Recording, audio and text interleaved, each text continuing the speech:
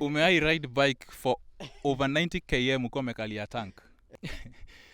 You can imagine you are almost 100 km away from a center that you can get a help, and you are in the middle of nowhere. There's no house, no human beings, no nothing, not even a car passing. Yeah. Ni msanii yupi hapa Kenya ungetaka kubeba na hii bike yako, kupillion na hii bike yako? Tanasha Dona. Yo guys, ni msupu my friend. I hope wife ataona hii. Watu wangu wa power, good morning, good afternoon, good evening, good whatever time it is mazim na watch. Welcome back to the culinary counter. My name is Monene.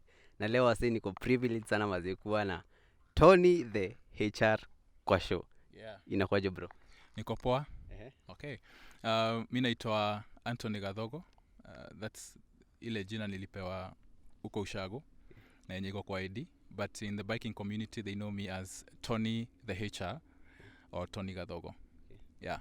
So I'm a biker, I'm a HR professional, and as well I can write songs as well. If you want some lines, I can do that. Yeah. So bro, ni msanii pia. Kivyake. But ni vile tu sijatokea huko mtaani. Uko na huu mnyama mazi, the Kawasaki. Sijui ni Kawasaki gani but unaweza tu show. Hii ni Kawasaki gani uko nayo? This is my fourth bike. Okay. I started riding with a small bike, ZMR 223cc. Okay.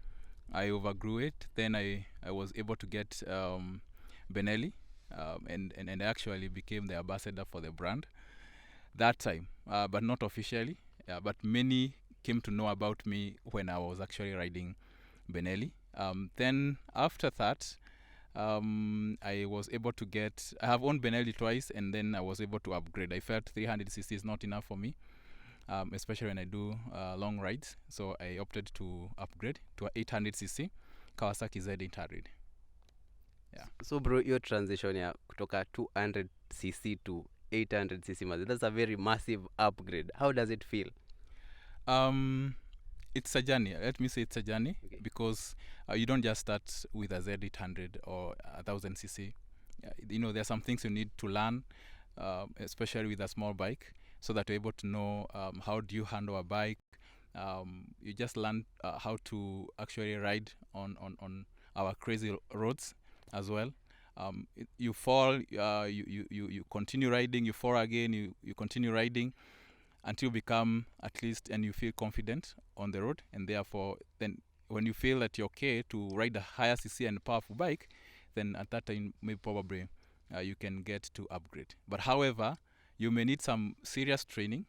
Like me, I started with a very serious training from Wasike, ART riding school. So, and my course took around a month. So I would say I'm as well a trained rider, not just any other person. Yeah. So the transition from a small CC to a bigger CC, I would say it depends with an individual as well. Yeah, because some people would start with a higher CC. I have some friends who have started with a higher CC. And I think it depends on the individual as well, but it also requires a lot of discipline and a lot of training as well. I still want to understand. So from bado 200cc ilikuanga speed bike bado, or was it a speed bike? Inaitwa ZMR. It's speed, ni off-road bike, ni sport bike. Okay. Let me call it a sport bike. It's a sport yes. bike, okay? Yeah, it's a sport bike. By the look, but the feel, it's still not powerful. Okay. But of course it makes you feel like you're riding a sport bike. Okay. From the look, from I would say it's a sport bike. Let's call it a sport bike. Okay. But it trained me a lot, because I think I've gone down twice with it. Okay. And from there I was able to learn a lot, and even dislocated my arm. And from there I would say I was able to learn a lot, and that's why I wasn't in a hurry at that time to upgrade to a higher CC. But of course ukiwa kwa barabara kuna watu wanakupita and you are like, hey, am I riding a bike or na ride nini? Okay. Yeah, so there's that urge and pressure that you get from your mates who are riding higher CC. But also, you have to know your limits. You don't just upgrade overnight. You need to know what power can you handle, and are you fit to actually ride a powerful bike. Yeah. So what really inspired you mazee to the love of bikes? You know kuna wasiokuwa na love ya magari mamuti, wasi wengine ni mabike. So what really like inspired you kwa hii journey yako ya bikes? Because so far you've told us you've had this is your fourth bike. Yeah. So now what really made you decide that now I think mazee I need to be a biker mazee? I would say it's a self. How do I put it? I would say I hated biking actually because I only knew about border borders, and you know the crazy comes with that community. But at least that let me appreciate them because nowadays there is a lot of awareness and they are coming to learn how to behave on the road. So from the stigma and the stereotype about border, so I was not into biking. But I remember one day walking along building ya nini Nation Center. Yeah, I didn't know the type of the bike, but I came to learn later it was a KTM. That's when I learned there are different bikes apart from border. So kuna vitu zinaitangwa sport bikes. I actually saw that and I went to Google to see whether there are other type of bikes. So and when I Google, I was able to see a lot of bikes and I was like, so sio boda peke yake. So there are other bikes that you can actually ride and you feel respected on the road. So and that's how I came to learn about riding. And then after that, my first bike, I would tell you, I nilinunua na loan because I wanted I wanted to feel what other guys feel when they're on the road. So I got my ZMR for the first time, and I would say 1 week after I bought it, I went down and dislocated my arm, as I said. Yeah. So I was almost to sell it because I think I packed it for around 4 months thereabout without riding. And then I decided I'm going to sell this thing. I think I'm not into biking. And I remember that time I had joined a group called AMD where there was a lot of accident being posted there. And I was like, did I actually make a wrong choice? But I would appreciate Consta. Siju kama mnamjua. Yeah, he rides S1000. And he told me, I can hook you up with a trainer, then you can see how you can go back on the road. I said, let me give a shot. And that's how we came to learn about ART. And from then, after I got a professional training, I learned a lot about mental aspect of riding, physical aspect of riding, and even how you should prepare for riding. So from there, my thought changed because I was to sell that bike, actually at a throwaway price, but I got the courage and I was able to get back on the road. After 2 months, I was able to ride on thicker road, and you know how it is, especially on a peak hours. Yeah, so and I became confident on the same bike. I started doing long rides. Yeah, with it, I remember my first journey. I had a Pillion, my wife, and we went to Nanyuki. It was my first time to ride with a Pillion, and from there I learned that I have grown to become a rider, and from there I started doing long rides, and I've been doing that all along up to date. So I know it's a journey, but it's worth it, I would say. Okay. Yeah, I also love cars. My dream car is AMG 45. That is Mercedes Benz. Yes, and if not that, Golf R. Those would be my. If I was to have a chance to own one right now, choices are either of the two. German machines. Yes, of course. Tunaweza sema wewe ni best ya Speed, like you and Speed mko hivi together. I wouldn't say I'm a speed junkie. Okay. My riding is determined on condition on the road. Okay. Yeah. So if I take a road like Namanga, where you're only person riding on that particular road and maybe 1 or 2 cars passing you, I'll do good speeds, I would say. But when you're on thicker road, especially busy day, you do like any other border. Yeah. So 80, ukienda sana 120. But on thicker road, ikiwa sasa kama Sunday when there are no cars, you have to feel the power. Okay. Yes. So what is the maximum speed that you've ever hit with this beast. I hope NTSA watch it. It is a sport bike, so Yeah, but the top speed of this particular bike, it's 250. Okay. Yeah. But I think I would say I've tried. Let me not mention the figures. Okay. Yeah, but I know if you want to get a 250 kph, you will easily. Yes. Okay, viewers hapo mazee mtajijazia. Ile nitangwa tulivu umewacha kwa ile situation ya like jaza pengo. So you guys fill that gap hapo hivyo. Otherwise bro mazee, one of the best adventures you've ever had na e-bike? I would say it's Mau Circuit. Okay. I think I did that with with a number of guys, fellow bikers, and it was actually the first ride when I bought this particular bike, and it was fantastic. Mau Summit, you do Nairobi, Narok, Bomet, Kericho, Nakuru, and then back to Nairobi same day. But I would say those roads are clean. You enjoy your power. You enjoy your ride. The scenery that you get to also view when you're riding, it's fantastic. Yeah. So after that, I've done several others: Meru, Kisumu. I've done Namanga, and I'm planning to do Moyale.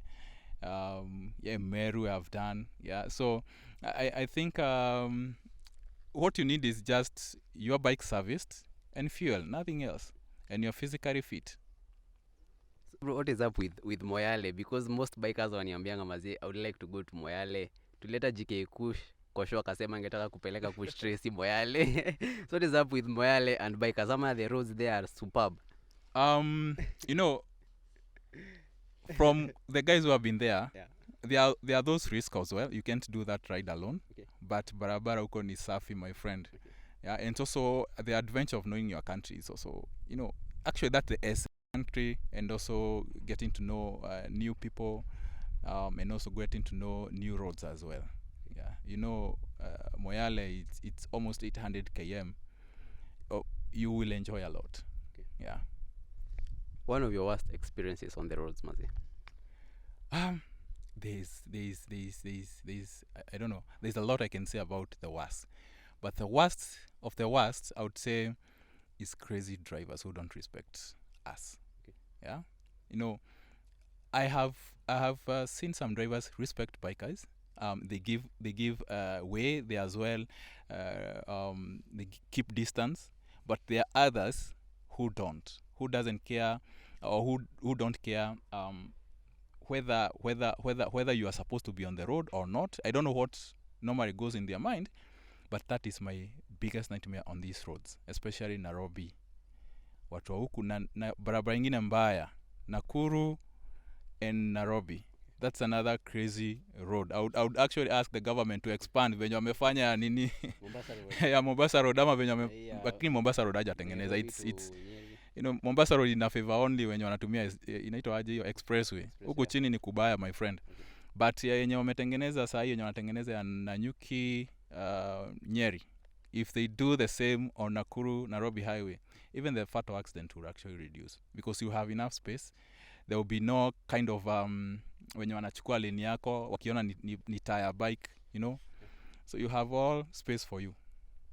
So what advice do you have kwa wale rogue drivers wenye mazee wa respect riders kwa hizi barabara? Because every rider matters, every driver matters, as long as uko kwa barabara. Hata those pedestrians wenye wanatembeanga, they still do matter. So what advice do you have for those rogue drivers?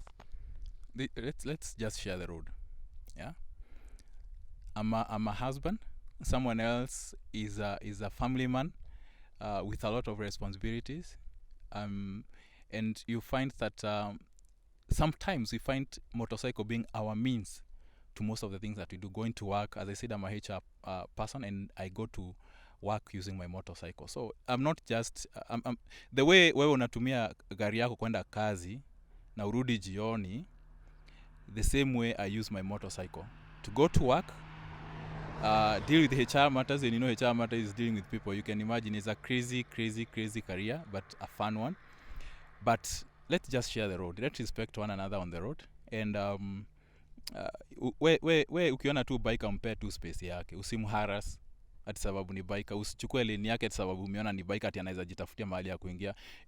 These bikes are very tricky. A small mistake can cost you a lot. So the cagers may not realize that, but we riders understand the risk. We actually try kuavoid hizo vitu si rahisi. Unajua yeye akona 4 wheel. Yeah. So yeye atapata space ya kukanyanga hata pothole. Mimi sina. I either hit the pothole ama I need to evade, and when I'm trying to evade where I don't even have a space, what will be the end result? Yeah, so sometimes these cages, they should respect bikers, whether boda, whether a private biker. We are all family people, brothers, sisters, and husbands as well. Yeah. Have you found yourself in a situation where mazee ulipata puncture in the middle of nowhere, ama usiku mazee tank yako ikaran dry? Umeai ride bike for over 90 km uko umekalia tank? This weekend I had planned Garissa. Okay. Garissa ride. So I left here around on a Saturday. I left here around 2, and my plan was to be Garissa at around worst case scenario 6. Yeah. I went and I actually arrived well, but now coming back, hapo ndipo kizungumkuti ilianzia. The road is very rough, bumpy, and I didn't know that I already got a puncture. Na mimi bado na ride, my friend. Nasimama nasikia bike hata overtake gari, nashangaa what's happened. So nikaamua kusimama kuangalia, sina pressure. Okay. So you can imagine you are almost 100 km away from a center that you can get help, and you are in the middle of nowhere. There is no house, no human beings, no nothing, not even a car passing. Yeah, so nilikalia tu tank hapa, nika ride for over 90 km ndio nikapata ka center. Then the tire ilikuwa imepata pancha 12, so zilidungwa zote. So what I used to do is na ride, naingia peti, naongeza pressure, naendelea. Hivyo mpaka nikafika Nairobi, and by 4 I think I was in Nairobi, but it was a crazy ride. So the trick works, ukalia tank nini ikichapa. Unajua na reduce weight kwa mguu ya nyuma, so usiharibu rim pia. Okay. Bro, nimefika ile part mimi upenda sana kwa hisho mazee. Ni msanii yupi hapa Kenya ungetaka kubeba na hii bike yako, Pillion na hii bike yako? Tanasha Dona. Yo guys, ni msupu my friend. I hope wife ataona hii. Yeah, lakini hata wenye wamewa tunakuanga na secret admirer na si dhambi. Hivyo ndivyo tuliuba anyway. Okay. But Tanasha Dona, if she can be available, I wouldn't mind pillioning her. Yeah. Tanasha Dona mazee, Tony the HR would really like to pillion you mazee hapa kwa the Kawasaki Ninja yake. Bro, na ni msanii upi ungetaka kubeba hapa Kenya na bike yako? Kuna huyu Shime na nitango nani? Ati Shime tena. Unajua ni mwanaume at the same time ni mwanamke. Anaitwa Kenothia. Where are the whips for Kenothia bana? Wewe siwezi jaribu. Wewe siwezi jaribu. Huwezi jua unaweza anyway, acha nisiende beyond hapo. Kenothia mazee. The HR hawezi kubeba na bike yake, but two reasons well known to you mazee. But by the way huwa na follow nini zake. Yeah, okay. So pia mimi ni fan wake, hata kama ni stuff zenye zinakaa tu funny depending on who you are. Yeah. But mimi ni follower wake by the way. Wewe ni fan wake? Mimi ni fan wake. So asichukulie personal. Okay. Yeah. Otherwise bro mazee, have you found yourself mazee in easy races inakwanga kama kule Whistling Moran? Like ushaifikiria like enroll in those places ku race na bike? Yeah, I have raced once. Okay. Can I remember the year? I think it was 2019, before Corona. Okay. It was a drag race at Kiganjo. Okay. And I think I tried my level best, but nakumbuka nilinyama na 150cc nikiwa na 300cc. That time ulikuwa na Benelli? It was my first time. Yes, that time I was riding a Benelli, but it was my first time to be on the race. So the panic, and also I'm not a trained racer as well and such, but I think it was all fun. But nilinyama moja. Okay. Nakumbuka nilinyama mmoja but nilinyama na 150 ile aibu bana. Nimekuwa nayo hizi street na hiyo. Acha tu. Niko na 300 hapo nachapa na 150. 150. But I think skill pia kwa rudi na mata sana. Skill kwa ride pia na mata. Especially on a drag race. What you need is just to know how to launch, because I was having a powerful bike but I couldn't pick up like the 150 guy. You know, he's good, I would say. And so it is all about skills. Yeah, but drag race kama unaweza kuwa hauna skill ya kulaunch lakini uko na powerful bike inategemea pia. But one race that I fear to participate in is a track race. Hizi zinakuanga Whistling Molan. I fear corners. So and recently I went wide. So I think those corners, by the way, I will enroll for some classes, especially in cornering. In this case I'm talking about leaning, knee down, ile inaitangwa knee down. Ile ulala unalala bike ya exactly. So I think that's my weakness. That's why I don't like track races. Yeah, but I think I'm considering enrolling one to work on the fears. Yeah.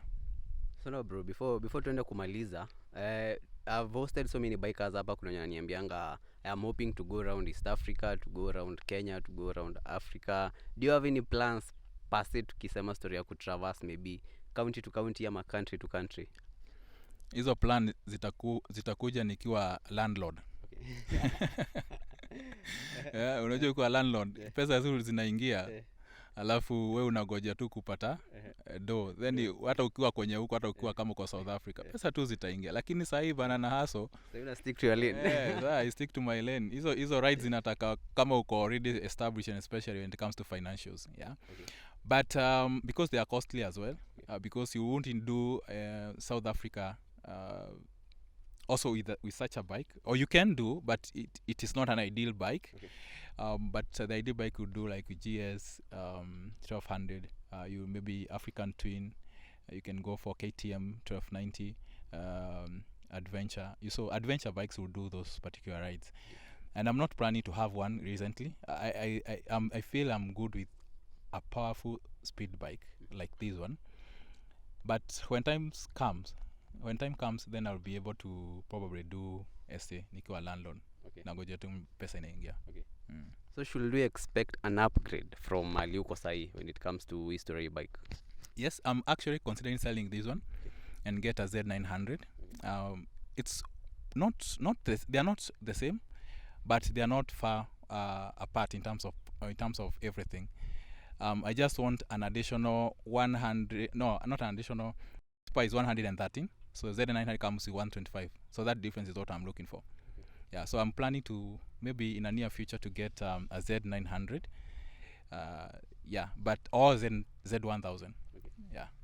So bro, as we conclude mazee, what word of advice do you have for wale wase wako pale home wanasema mazee, I would like to be a biker, and also when it comes to safety kwa barabara, because when you biker na maybe you've witnessed some maybe fatal accidents, you've had story of accident, what word of advice do you have when it comes to safety, na pia wale wase wanaspire kuwa future bikers hapa Kenya and maybe in the world? You see, riding is a cost, and riding comes with a lot of risk as well. And it's a fun, I would say a fun hobby, but a very expensive one, starting from the training. So I would first of all advise any rider who is actually, or not a potential rider, let me call them potential riders, who is thinking of getting into this hobby, they should know that first thing first is training, proper training. I have a friend who bought all gear before even he got a bike, 3 years before he got a bike. And to me that is the preparedness I would advise anyone who is thinking of coming into this hobby to think about. One, training. You get trained even before you think buying one. Because when you buy one, chances are you might not get that particular training. Kuna ile tamaa ya kutaka kuride. So I would advise, kama hujanunua, kwanza lipia training. Max you can pay for a training is around 15,000. Then after that, get proper gear. Yeah, boot, proper jacket, padded one, in a good leather, a good helmet quality. Achana na hizi helmet zingine tunanunua huku zinafanya tunafikia tuko protected, but when you go down is when you realize they are not actually good helmets. A nice boot that can protect you, knee guards, just the minimum. Start with the minimum. So you don't have to buy a full suit like mine, but first of all get the minimum. Chest guards, gloves, helmet, boots, knee guards, such. Start with that. Then once you get that, go for a training. Then after the training, now think of what bike can you buy. Let me advise potential riders, always start with a small cc. I know this is a subject that everyone have their own opinion. Even myself, I have my own opinion. But for the benefit of those who are coming to this particular hobby, let them start with a small cc. Ikufunze adabu. Anguka nayo. Amka. Vujika kidole moja ama mbili. Learn. From there, then you can think of, once you feel that you have you keep assessing yourself. Once you feel you have been able to outgrow that, then you can get a higher cc. Don't jump from 150cc to 1000cc. That's a level altogether that people need to think about it. If you are at 150cc, go to around maybe probably 300cc. Not a worst case scenario, because 300cc you can even start with it. It's a forgiving bike. It's a forgiving cc to start with in most bikes, from Yamaha, Honda, Kawasaki. They are forgiving bikes. Then after that, if you feel you have been able to learn and also been trained on handling powerful bikes, then probably now you can think of getting a Z800, a Z1000, CBR 1000, R1, whichever bike you feel that you want to upgrade to. But let's try our level best to take caution, especially when you're upgrading. You don't just upgrade because you have peer pressure, because hiyo ni kitu ingine inatufanya tu. I think I've seen people who have gone down and actually fatal after just upgrading. So which means they were not prepared to handle such a power. So upgrading is good, but you also need to know you're also getting to a higher risk than a small cc. Otherwise mazee, safety first mazee. Gear up mazee, get the best gears unaweza pata for protection, enda pata training pale hivyo. Alafu tukimalizia tu kidogo tu, acha tusikie initangwa revving. Tusikie ka revving kidogo hapa hivi from Tony channel. We really do appreciate mazee for you coming to na viewers, thank you so much for continuing to watch this show. Bro, tukimalizia washow wa subscribe mazee, show fans wako wa subscribe mazee to the Culinary Counter. Poa. So I think you guys appreciate your time as well, inviting me to your channel. So I'm happy as well to appear in your channel. I think this is one of the channel I would say it's growing, and also appreciating the biking community in a way. Tumezoea kuwatch vitu za YouTube za kina Dandan, za kina Revzilla, nini hizo za biking. So but now when you guys start doing this, I think you're also appreciating the fact that the industry is as well growing, and that's a thumbs up. So I have a YouTube channel, by the way, inaitangwa Tony the Explorer. That's where I post my rides as well. Ukitaka pia kupata small video short, you can zipata pale reels za pale Instagram, Tony the HR, and also Tony the HR TikTok. Nimeingia TikTok juzi, nasikianga ilikuanga ya mama and I hated it. Basi sisi tumeamua kuwa wa mama sasa. But by the way, nikwambia kila mwanaume akona kaumama. Kusidanganywe. Kama ulizaliwa na mama pia uko na kaumama. Hakuna mahali utakuta kila mwanaume akona kaumama aina yake. But of course I think I'm on Twitter as well, but I'm not active on Twitter, but TikTok, Reels, that is Instagram, and also YouTube, that's where I'm very active. Okay. So guys, on his social handles, Tony the